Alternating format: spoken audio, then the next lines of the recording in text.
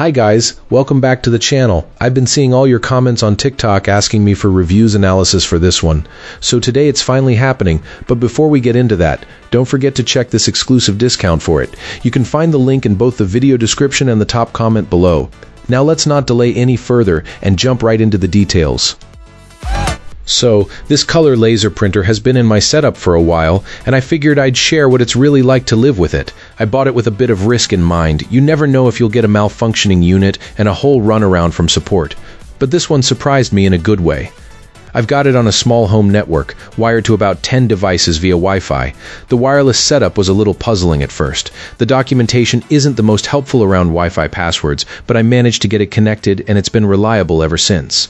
I hooked it up across Windows machines, OS X and Linux, just to see how far this thing would go. Image quality is not perfect, especially for someone who doesn't obsess over color profiles. The prints tend to look darker than what I see on screen, and greens can look a bit flatter. The glossy finish means glare can wash out details from certain angles, and if you tilt the page, you'll notice some straight line artifacts from the paper transport. None of that ruins the prints for my use as abstract art copies and promotional flyers, where color faithfulness isn't a top priority. An expert could probably tweak things with color management, but I'm not that person.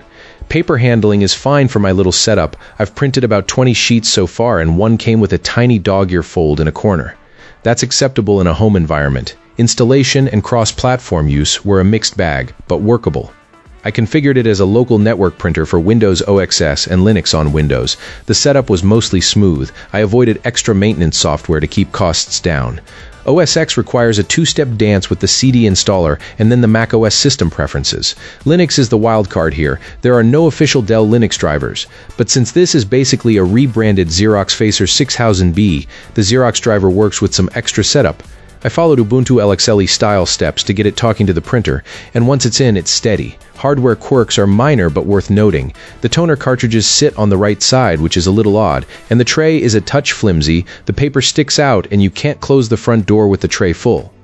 Startup is quick, it's quiet for a laser, and it warms up fast. The printer wakes up and prints without fuss. On cost and service, the toners aren't crazy expensive, and compatible third-party cartridges last a long while. In my experience, Dell support has been solid. When something wore out, they shipped a replacement at no extra cost. For home or light-duty office use with a small footprint, this is a practical, affordable choice that actually works. That's everything for this one. Thanks for sticking around.